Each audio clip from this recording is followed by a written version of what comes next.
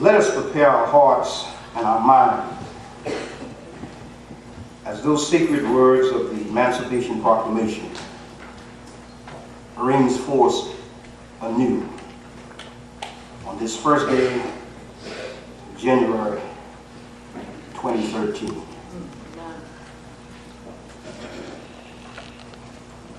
We welcome Mrs. Alice Wright, a retired educator, former member of the Beaufort City Council, a faithful member of the Tabernacle Baptist Church, as she comes with the reading of the Emancipation Proclamation.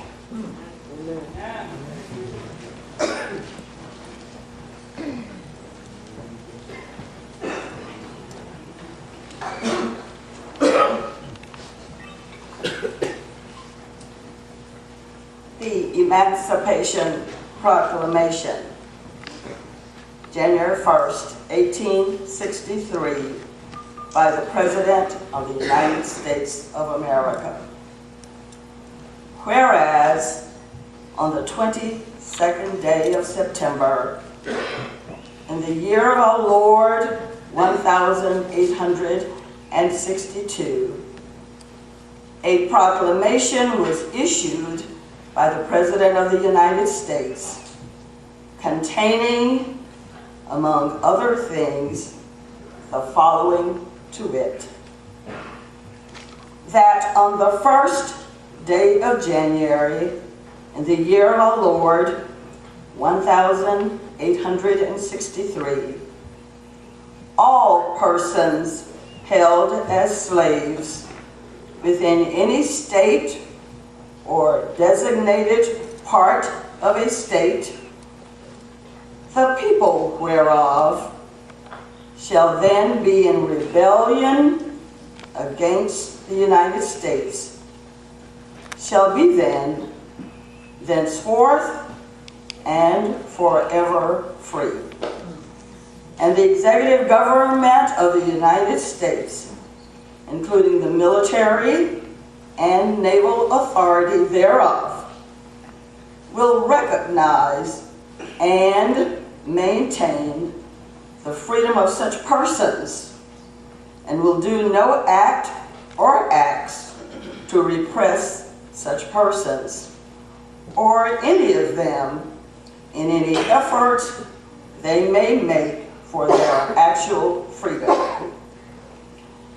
That the executive will, on the first day of January, aforesaid by proclamation, designate the states and parts of states, if any, in which the people thereof, respectively, shall then be in the rebellion against the United States, and the fact that any state or the people thereof shall be on that day be in good faith represented in the Congress of the United States by members chosen thereto at elections wherein a majority of the qualified voters of such state shall have participated, shall, in the absence of strong countervailing testimony, be deemed conclusive evidence that such state and in the people thereof are not then in rebellion against the United States.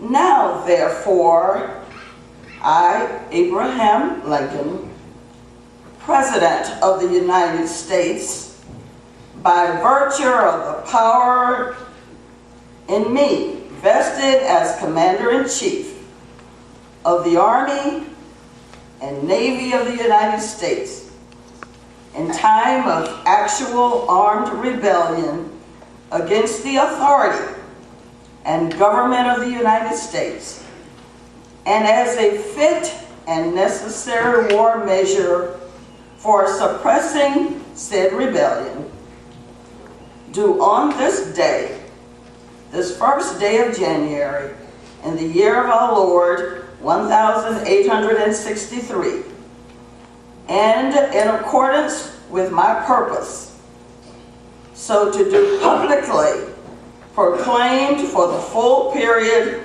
of 100 days from the day first above mentioned, order and designate as the states and parts of states wherein the people thereof respectively or this day in rebellion against the United States, the following to wit: Arkansas, Texas, Louisiana, except the parishes of St. Bernard, Plaquemines, Jefferson, St. John, St. Charles, St. James, Assumption, Terrebonne, Lafouche, St. Mary, St. Martin, and Orleans, including the city of New Orleans, Mississippi, Alabama, Florida, Georgia, South Carolina, North Carolina, and Virginia,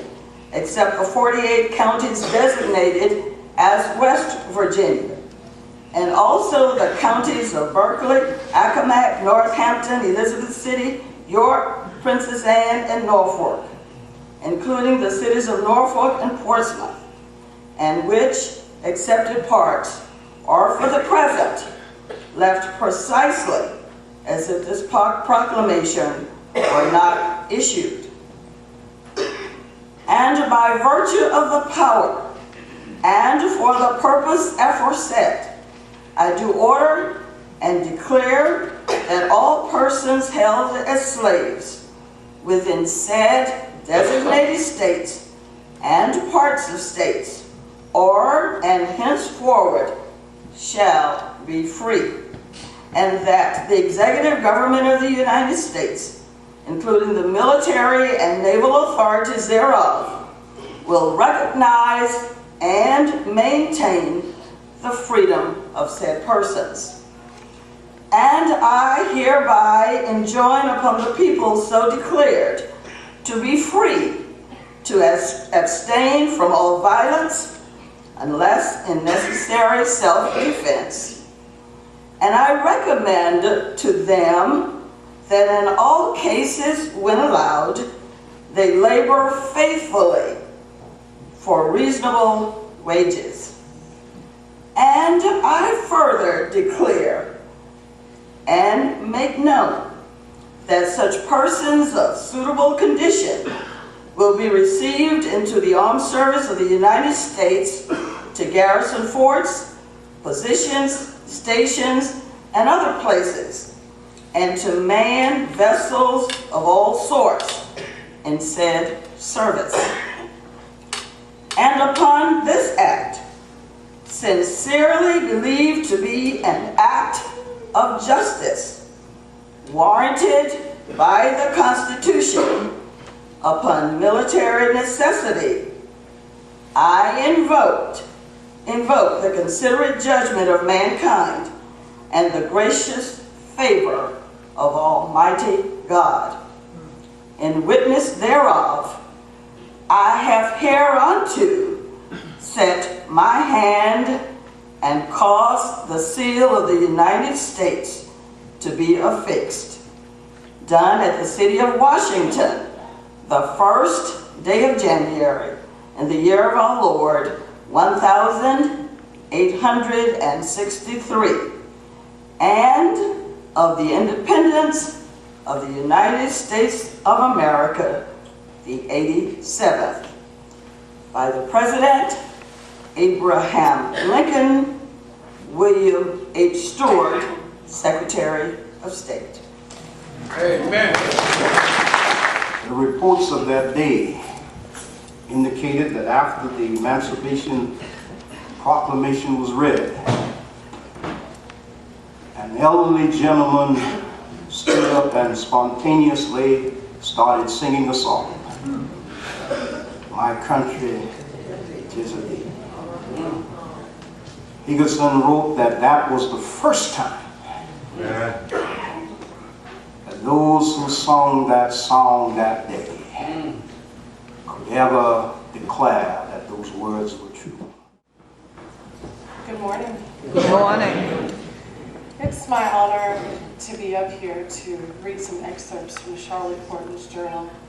She hangs on my wall in my office as inspiration to me when, as Mayor Keisling has said, we go through our struggles at Penn Center. But also, I have a passion and love for Penn Center. My father, Elting Smalls, was a graduate of Penn School in 1943. And because of Penn School, I'm here. My mother and father met in the 60s there during the Civil Rights Movement. So, thank God for Penn Center.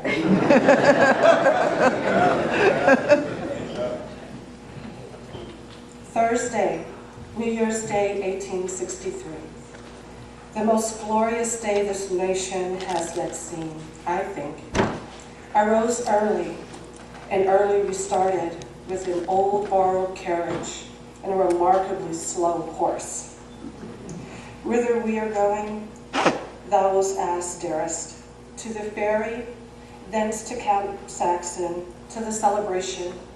From the ferry to the camp, the floor took us. How pleasant it was aboard, a crowd of people, whites, blacks, a band of music, to the great delight of the Negroes. We stopped at Beaufort and then proceeded to Camp Saxon, the camp of the 1st Regiment, South Carolina Volunteers.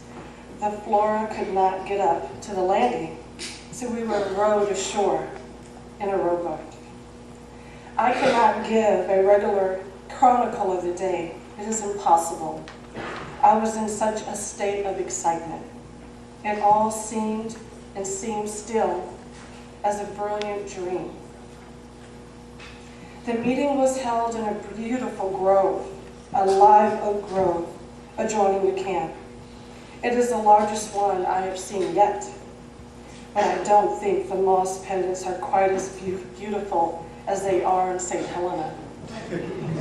As I sat on the stand and looked around on the various groups, I thought I had never seen a sight so beautiful.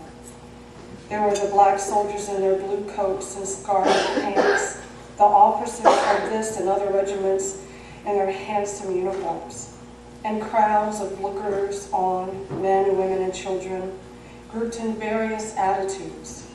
Under the trees, the faces of all who were happy, eager, and an expectant look. The exercise commenced by a prayer from Reverend Fowler, chaplain of the regiment. An ode written for the occasion was given by the superintendent of Paris Island. Colonel Higginson introduced Dr. Brisbane in a few elegant and graceful words.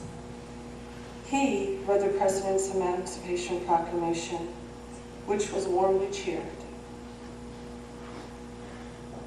Then the beautiful flags presented by the church were presented to Colonel Higginson for the regiment in an excellent and enthusiastic speech by Reverend French. Immediately at the conclusion, some of the colored people on their own accord sang, "My country, 'tis of thee." It was a touching and beautiful occasion, and some happily remarks. General Saxon and Mr. and Mrs. Gage spoke very well. The good general was received with great enthusiasm throughout the morning. Every little while, it seemed to me, 3 cheers were given for him. A hymn written, I believe, by Mr. Judd was sung, and all the people united with the regiment in singing John Brown. The dress parade, the first I had ever seen, delighted me. It was a beautiful sight.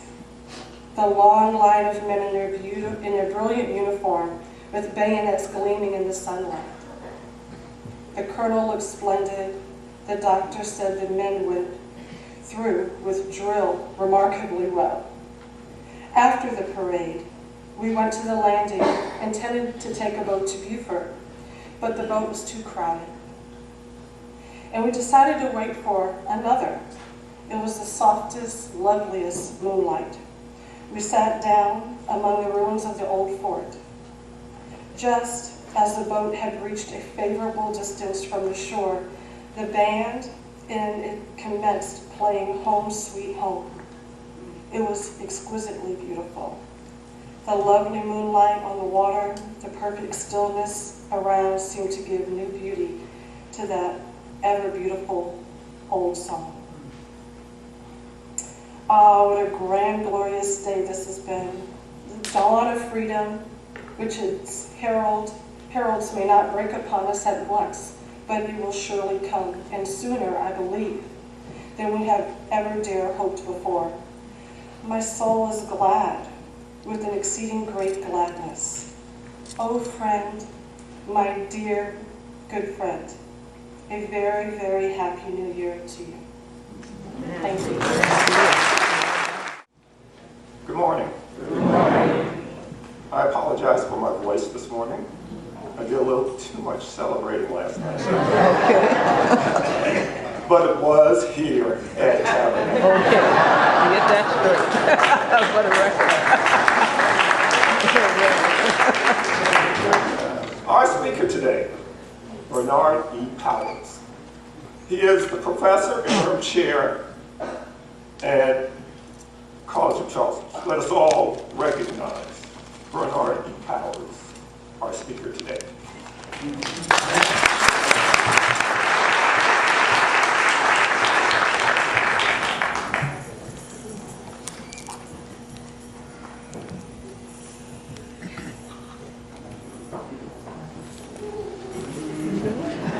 You all right? Good morning. Good morning. Good morning. I am so deeply honored and moved to be here with you on this tremendous occasion, January 1, 2013. And today I greet you in the magnificent, matchless name of Jesus Christ, Yes, amen. the author and finisher of my faith. You know, I have been just enjoying the music and all the words that have been said thus far this morning. You know, we can just imagine what it must have been like on that occasion under that tree. That's right. Oh, this is just tremendous. And Mr. Claggart, I want to thank you for that wonderful introduction. I just hope that I can be equal to the task based on everything that you have presented. And Reverend Hodges, I want to thank you for inviting me to be here this morning.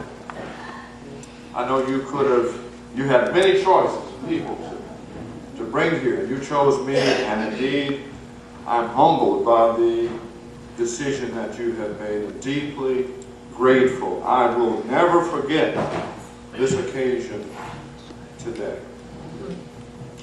Now, I'm not going to be long, but I do want to talk to you this morning about a subject that I'm going to just simply call "See God's Deliverance in a Time Such as This." See God's deliverance in a time such as this. And in preparation for this, I want to read a couple of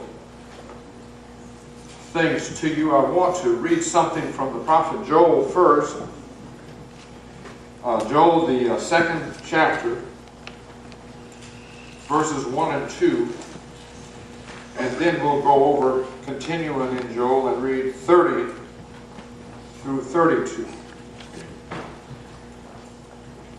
And after I read from the prophet Joel, I want to read another quotation from David Walker. And some of you all are familiar with that name. And David Walker, of course, was the leading black abolitionist in the late 1820s and the early 1830s. And I'll read a quotation from him. actually from a book that he published in 1829 with the title David Walker's Appeal. And it remains today one of the most ringing, strident indictments of slaveholding and racism ever set forth on paper. But let me begin with the prophet Joel. 2nd chapter, verses 1 and 2, and then 30 through 32. Blow the trumpet in Zion, and sound an alarm in my holy mountain. Let all the inhabitants of the land tremble, for the day of the Lord is coming, for it is at hand, a day of darkness and gloominess, a day of clouds and thick darkness, like the morning clouds spread over the mountains. A people come, great and strong, the like of whom has never been, nor will there ever be any such after them, even for many successive generations. And I will show wonders in the heavens and in the earth, blood and fire and pillars of smoke. The sun shall be turned to darkness and the moon into blood before the coming of the great and awesome day of the Lord. And it shall come to pass that whosoever calls on the name of the Lord shall be saved. For in Mount Zion and in Jerusalem there shall be deliverance, as the Lord has said, among the remnant who the Lord calls. And then David Walker, 1829. Although the destruction of the oppressors God may not effect by the oppressed, yet the Lord our God will surely bring other destruction upon them. For not infrequently will he cause them to rise up against one another, to be split and divided, and to oppress each other, and sometimes to open hostilities with sword in hand. Now today's talk is about emancipation, but in taking up this subject, we have to simultaneously talk about the destiny of a nation and the destiny of a people, and the way in which their faith was tested. Now, to fully appreciate our subject, we must go back to the nation's founding. Politically and economically, America was conceived to be the freest nation on the face of the earth, and it was. However, it contained an inherent and almost tragic flaw. The country was based on the belief that freedom and slavery could peacefully coexist, and that the corrosive effects of the latter, slavery, could be either avoided or contained. But this proved to be a false premise. Moreover, some, such as the great Thomas Jefferson, knew that American slavery was wrong, and he also understood that by tolerating it, Americans displeased God and risked incurring his wrath. And he would say that because slavery exists, indeed I tremble for my country when I reflect that God is just and his justice cannot sleep forever. A revolution of the wheel of fortune, an exchange of situation is among possible events. And it may become probable by supernatural interference. And the Almighty has no attribute which can take side with us in such a contest. But we also know that Jefferson, even on his dying bed, his deathbed, refused to emancipate his slaves. And there were many like Jefferson. And the slave population grew to 4 million. On the eve of the Civil War. And as they became increasingly acculturated, many of them adopted Christianity, albeit a highly Africanized form of the faith. Now let me be clear on this point. These folk were not merely empty vessels into which their owners poured whatever they wanted them to believe. Not at all. Because these folk were the creators of culture. and their version of Christianity was often quite different from that of the master class. Frederick Douglass tells us that even one of his owners became even more abusive after he, quote unquote, got religion. And that's why Douglass distinguished between real Christianity on the one hand and slaveholder Christianity on the other. Slaveholder Christianity was rejected by the slaves, but their own version is what sustained them over many years. Now let me just briefly touch on some of the crucial high points of slave Christianity. First of all, it condemned American slavery as antithetical to Christian values. It also affirmed the personhood and humanity of the slave, neither of which could be reduced to a monetary value. Right. And it also asserted the equality of all people based on their common Heavenly Father. And so, it's not surprising then that the enslaved identified with the Israelites of Old Testament times because they had been subjected to a lengthy and cruel Egyptian slavery. But of course, God sent them a leader, a Moses, and miraculously liberated them also. They also learned of Jesus' cruel execution on the cross, but they likewise knew of that glorious turn of faith that we call the resurrection. Amen. They found themselves irresistibly drawn to these biblical events, and they played an outsized role in the slaves' own liberation theology. Now, the slaves' relationship with God was deeply personal. They met Him in the brush arbors as they uttered prayers, you know, under those turned down pots to muffle the sound. They communed with Him in religious fervor during the rain shower. They heard His voice in the wind and even heard His voice in the black night. They knew their God recognized that bondage was a violation of His law and that their abuses would not last forever. They knew that they would be delivered. They just did not know when or how.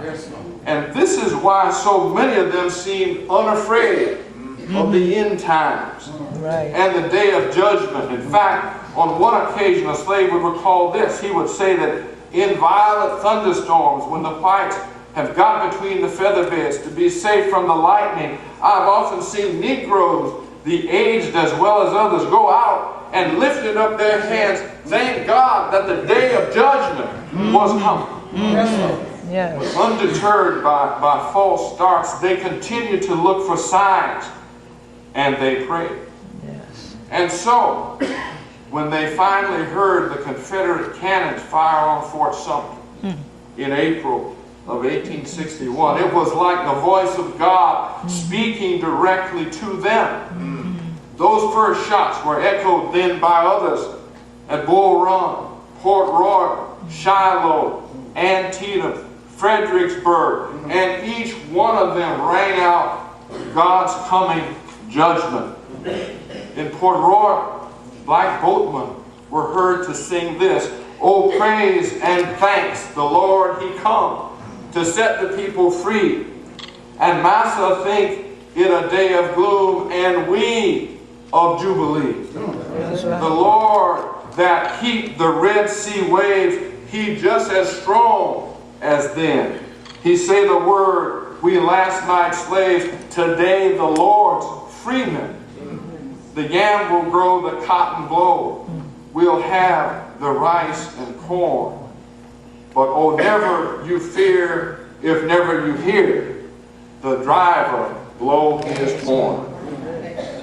And the war came, and the long shadow of death hung over the nation. And how do we calculate the war dead? Some say 620 to 700,000 dead. More deaths than in all other American wars combined. No, mere numbers could neither convey the horror of the battles nor the magnitude of death in the land. An unlettered fugitive slave's words were more fitting when he said this, "And then we saw the lightning, and that was the guns. And then we heard the thunder, that was the big guns. And then we heard the rain falling, and that was the drops of blood falling. And when we came to get the crops, it was dead men that we reaped." In the midst of the warfare, black folk did not wait to be liberated. They liberated themselves as God afforded them the opportunity. Everywhere they could, they ran. They ran to get within the Union Army lines, where they hoped that freedom could be found. They were not always welcome, and sometimes they were outraged by the treatment that they received. Nevertheless, they continued to come. They came as individuals, they came as families, they came as youngsters and as old people. And what started as a trickle soon grew into a mighty stream of humanity, which ultimately would become an important source of labor for the federal armies. The most dramatic example of self-liberation was, of course, the case of Robert Smalls, who's buried on these very premises. He was enslaved in Charleston on board a Confederate ship known as the Planter. And this vessel was used to resupply Confederate force ringing the harbor around Charleston. And in the wee hours of the morning on May the 13th, 1862, Smalls and 15 others became fugitives. And under the cover of darkness, they took the ship and sailed out from the harbor. Now, the ship was called the Planter. But for Smalls and those other fugitives, it must have been like the old ship of Zion. I know that's right. Smalls and the others might have even heard the words to that old hymn as they embarked upon such a dangerous and risky venture. And you know the words. "I was standing by the banks of a river, looking out over life's troubled seas, when I saw an old ship that was sailing. Is that the old ship of Zion? I see. Its hull was bent and battered from the storms of life I could see. The waves were rough, but that old ship kept sailing. Is that the old ship of Zion? I see. And at the stern of the ship was the captain. I could hear as he called out my name. Get on board, it's the old ship of Zion. It will never pass this way again. As I step on board, I'll be leaving all my troubles and my trials behind. I'll be safe with Jesus, the captain, sailing out on the old ship of Zion." And so it was that night Smalls and 15 others successfully sailed that old ship of Zion known as the Planter out to the Union naval blockade and to freedom and to safety. God's response to the plaintive cries of the slave was the thunder and lightning of warfare. Yet in the midst of the conflict that threatened to rend the nation, the slaves heard the voice of God say, "Let my people go." But the heady atmosphere of freedom breathed by the slaves was not shared by policymakers in Washington, D.C. during the first year and a half of the war. And this despite the fact that from the beginning, abolitionists such as William Lloyd Garrison and Frederick Douglass had urged the president to transform this war to preserve the Union into an anti-slavery war. And others, not necessarily activists or abolitionists, gave the same urgings. In fact, on one occasion in 1862, an ecumenical delegation of ministers paid a visit to President Lincoln to promote the anti-slavery cause. And they described the war as a terrible visitation of God's retributive judgment on the nation because of its myriad sins, and most importantly because of the sin of slaveholding. The ministers believed that the rise of a slave power and then the attempt to establish a government on the basis of slavery was the ultimate defiance of God.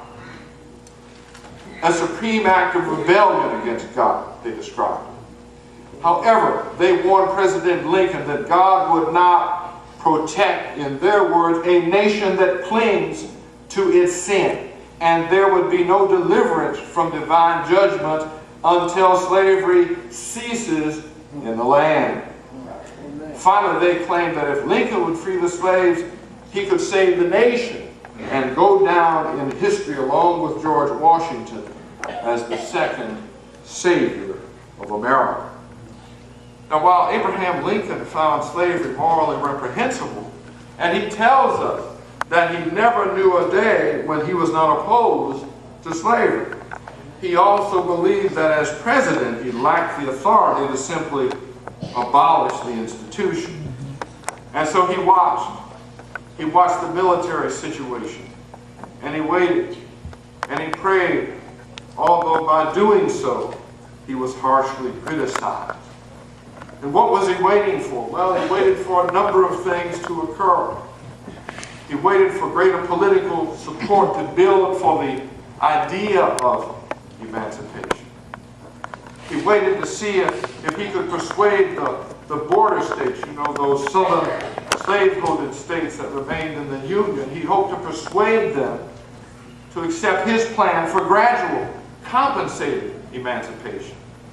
And so he waited. He also waited to become more certain that the Union side could achieve military victory.